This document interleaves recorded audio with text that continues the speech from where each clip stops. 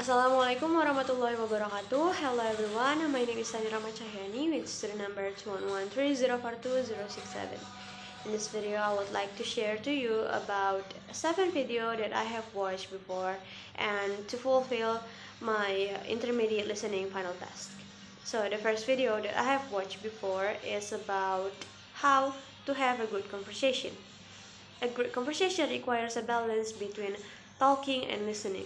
This balance is important because good communication leads to good relationship at home, at work, and everywhere. This video shared 10 basic rules on how to interview people to be a better conversationalist without wasting time, getting bored, and without offending anybody.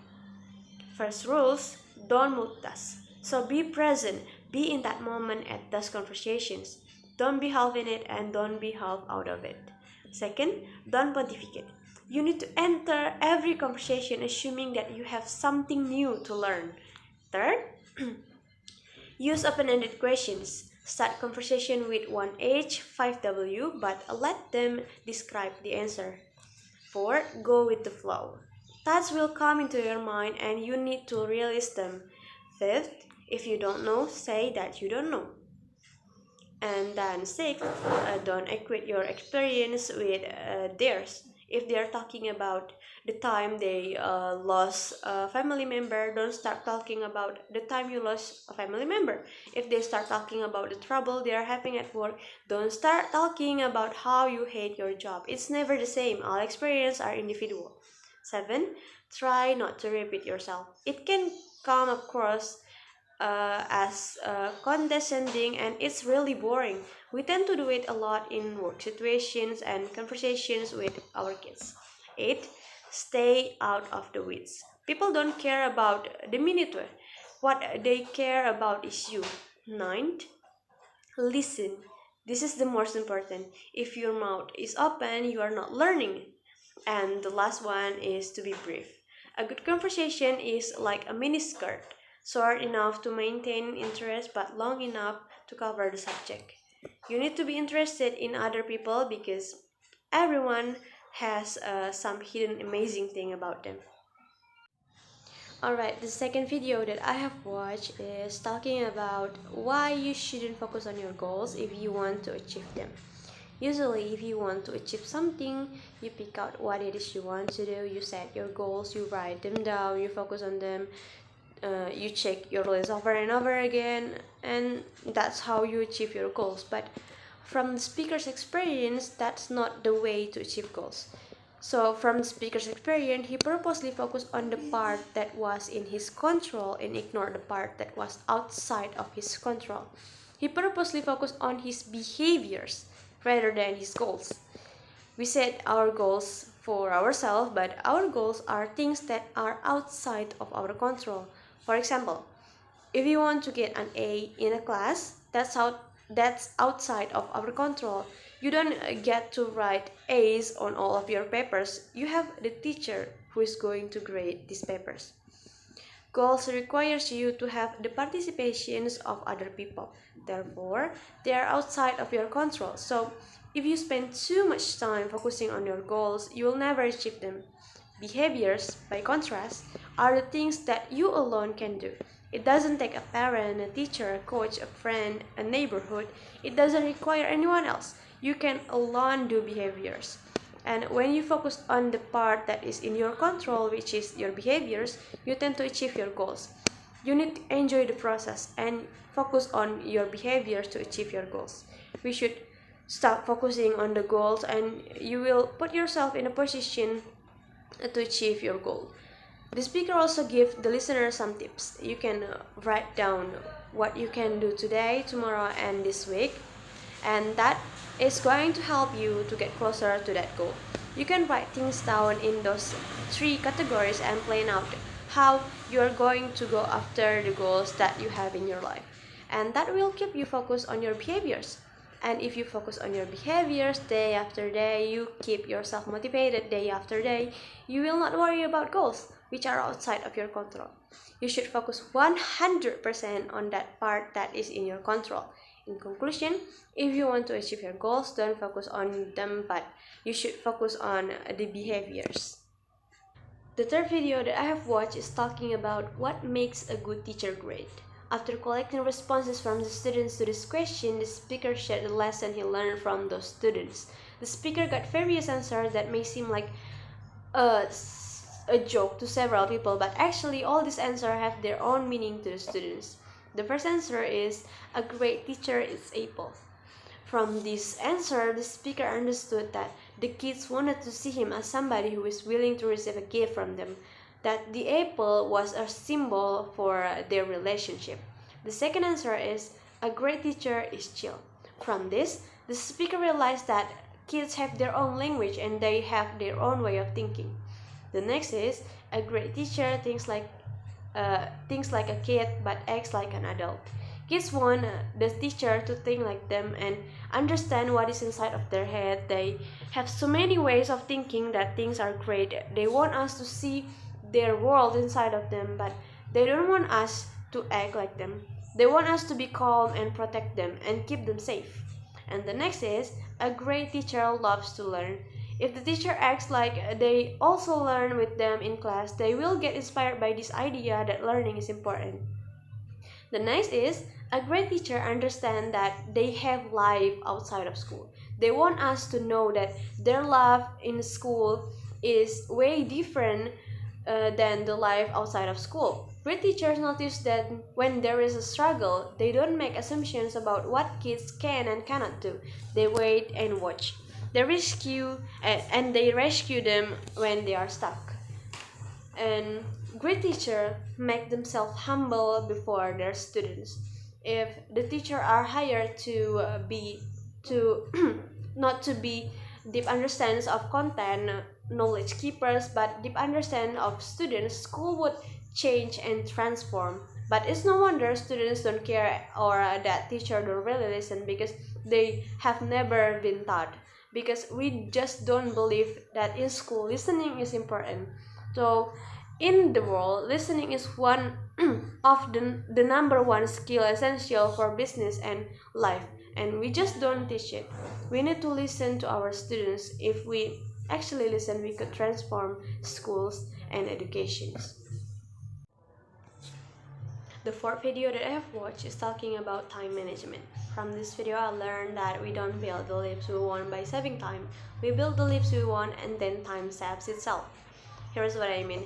Rather than say, I don't have time to do this and that, we can say, I don't do this and that because it's not a priority. If you think about it, that's a really more accurate language. And because of that, you can realize that this is not a matter of lacking time, it's that you don't want to do it. We have the power to fulfill our lives with the things that deserve to be there. So how do we do that? Well, first we need to figure out what they are. So the speaker suggests us to pretend it's the end of next year. Try to giving ourselves a performance review, and it has been an absolutely amazing year for us personally. Then we make a list of 6 to 10 goals we can work on in the next year. And now we need to break this down into double steps. Make yourself a 3-category priority list: career, relationship, and self. Making a 3-category list reminds us that there should be something in all 3 categories. Then look out over the whole of the next week and see where you can plan them in. Where you plan them is up to you. We have a lot of time in a year and you are able to choose whenever you want to do it. It's about looking at the whole of one's time and seeing where the good stuff can go. There is time. Even if you are busy, we have time for what matters. And when we focus on what matters, we can build the lives we want in the time we've got. The fifth video that I have watched is talking about what makes everyone special. Everybody wants to feel valued and accepted, and we think it should happen spontaneously, but it doesn't. When you're different, you have to work at belonging. You have to be either really helpful, smart, funny, anything to be cool for the crowd you want to hang out with. However, we cannot treat someone badly just because they are different, because that difference is what makes everyone special. The speaker also suggests us and giving us some tips on how we can appreciate our differences and other people's differences. First, take a piece of paper and write down what makes you different. You may feel guarded when you look at it, maybe even a little ashamed. maybe even proud, but you need to begin to embrace it. Remember, it is the first step in appreciating what makes others special. To end, the speaker tells the listeners about her experiences when her sister got in a car accident. And because of that accident, her sister is unable to walk and needs to be in a wheelchair for several months. The way people look at her sister changed. People were unable to see a successful lawyer or a millennial with a sharp wit and kind heart. Everywhere they went, the speaker realized that people just saw a poor girl in a wheelchair. People were unable to see anything beyond that. During that traumatic ordeal, the speaker learned that differences is simply suck and it's hard to find positives in them. But this taught the speakers that you cannot let those differences define you. Being able to reimagine yourself beyond what other people see, that is the toughest task of all. But it's also the most beautiful. You see, we all come to this world in a body. All people are different. We all want what everyone wants, to dream and to achieve. But sometimes society tells you and we tell ourselves that we don't fit the mold. But we can use our differences to make us stand out and be successful. The single thing everyone of us has in common is being human. To end, the speaker wants us to take a piece of paper where the listeners wrote down what makes you different, and the speaker wants us to celebrate it today and every day. And also, be curious and ask, what is on other people's piece of paper? What makes them different? We need to celebrate those imperfections that make us special. I hope that it teaches you that nobody has a claim on the word normal. We are all different, we are all quirky and unique, and that is what makes us wonderfully human. The sixth video that I have watched is talking about unusual habits of highly intelligent person. We are all agree that highly intelligent person are defined by more than just their IQ. Many of them share a lot of habits. Number one is being messy. Intelligent people most likely are messy because they tend to be highly creative too. They prefer to reject conformity and generate unique, original ideas.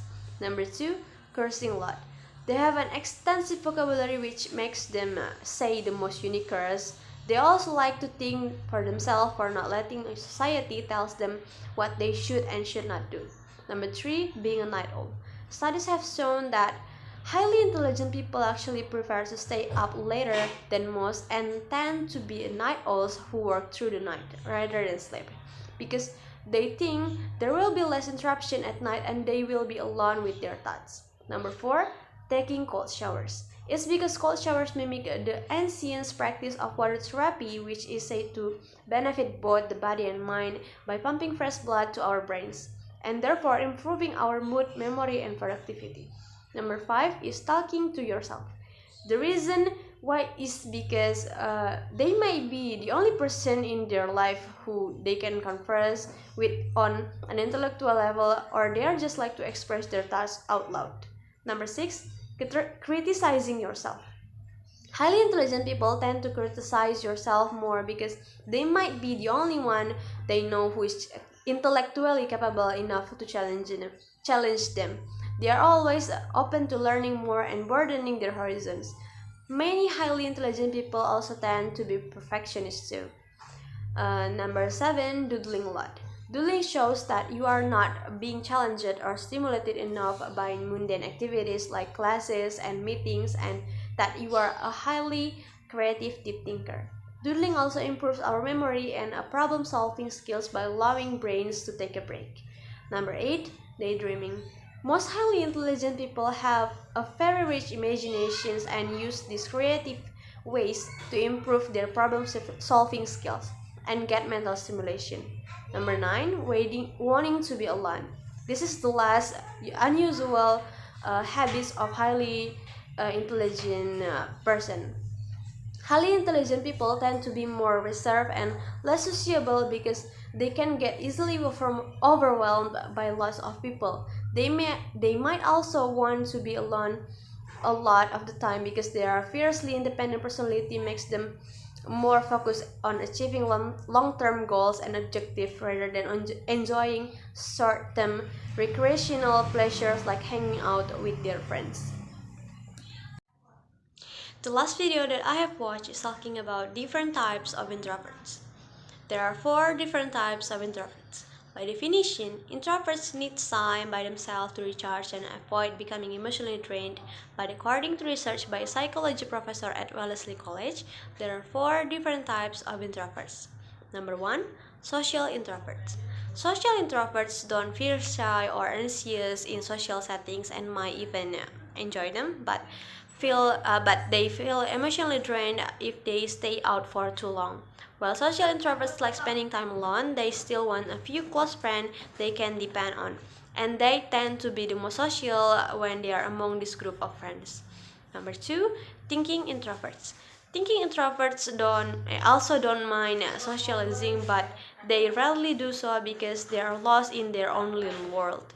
Other people might have a hard time connecting with thinking introverts because they have a unique thought process and prefer to experience their thoughts rather than taking the time and energy to explain them to others. Number 3, anxious introverts. Anxious introverts crave solitude, and even when they are with their close friends, they are extremely uncomfortable in new or large social situations and analyze on their behavior whenever they are in public. Number 4, restrained introvert. They get uncomfortable if they feel rushed into situations, especially social ones. Restrained introverts are reserved, thoughtful, and don't like change. They will go out if they are planned for it far enough in advance, but they would rather be relaxing by themselves. Learning more about your personality types helps you communicates your needs to people with different personalities and strengthens interpersonal relationship. I think that's all from me. Wassalamualaikum warahmatullahi wabarakatuh.